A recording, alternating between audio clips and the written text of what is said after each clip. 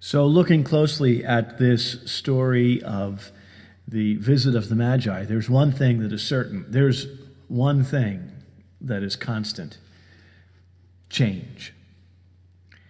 This is a feast that is all about change. The birth of this one particular child, everything changes. With the visit of the Magi, the wise men, the three kings, whatever you'd like to call them, everything changes. Of course, there is one problem, and it's a big problem, and that's King Herod. He's in control. He likes things just the way they are, and he doesn't want to have anything to do with change. In fact, he's going to go to an extreme to prevent this particular change from taking place. And while we don't hear the story tonight, we do know that he will slaughter the innocents, those boys living in that region under the age of 2 will be slaughtered, all in an attempt to get rid of this one child. What is it about this child that changes everything?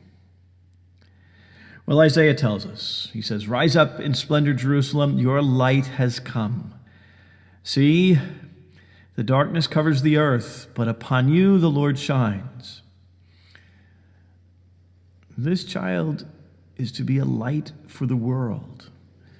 And so Isaiah continues, "Nations shall walk by your light. They shall all gather and come to you." All the nations, not some nations, not the right nations, all the nations, all people will be drawn to this light. They'll be drawn to this child. St. Paul even refers to this when he says, Gentiles are co-heirs, members of the same body, and co-partners in the promise of Jesus Christ. You see, in the Jewish mindset, there are basically two groups of people, us and them, those on the in and those on the out. The Jews, they're the first group. They are the ones who belong to the nation that has been chosen by God, his own people. And then everyone else, the Gentiles, those who are not part of the Jewish nation, who do not belong to the chosen people. They make up all the other nations of the world. But both Isaiah and Paul are suggesting to us, no, they're not suggesting, they're telling us that Jesus will be the light to draw all nations to be part of this chosen people. All people are to be drawn into an intimate and personal relationship with God through the person of Jesus Christ. The visit of the Magi represents that same movement. Now, those who are on the outside are welcome inside. Imagine this. How would our experience of church change if everyone actually came to church every week? I mean, think about what would be different. Think about what would we have to do to provide an entire environment where everyone would feel welcome and want to be here. And I'm just asking about those who are or who call themselves Catholic. Now, one thing's for sure, we would need a bigger church. But truthfully, we need to look at what we do here and discover those ways that we're like Herod. How are the things that we do attempts to maintain the status quo? What are the things that we do that make those who are on the outside not want to come inside? Maybe subconsciously we just don't want those people coming to church. We like things the way they are. We don't want to think about changing anything. But wait a minute. That's just not the message of this child. That's not the message that Jesus is all about. Now, I know in the past 6 months here at St. John the 23rd Parish, we have experienced a tremendous amount of change, myself included. And some of the change has no doubt been difficult, not just for you, for me as well.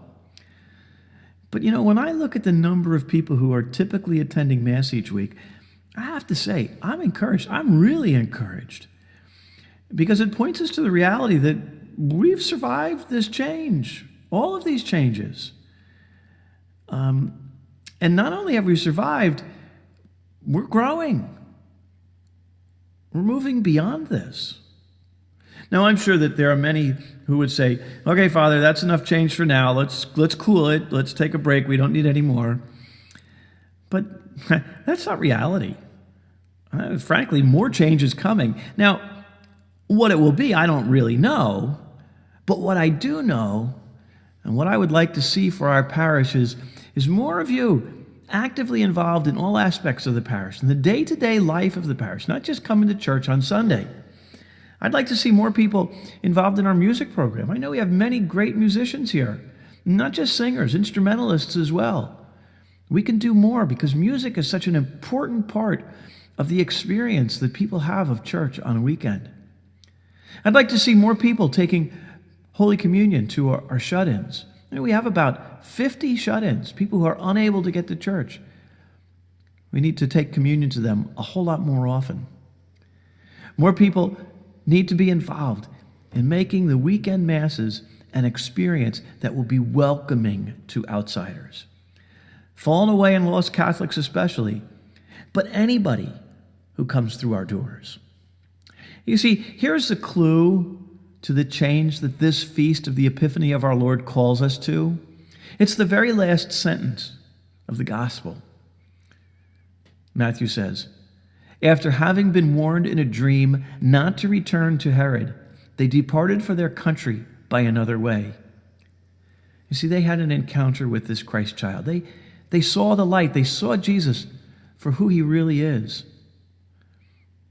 As you encounter Jesus Christ at this Mass, in the Eucharist today, how will you change?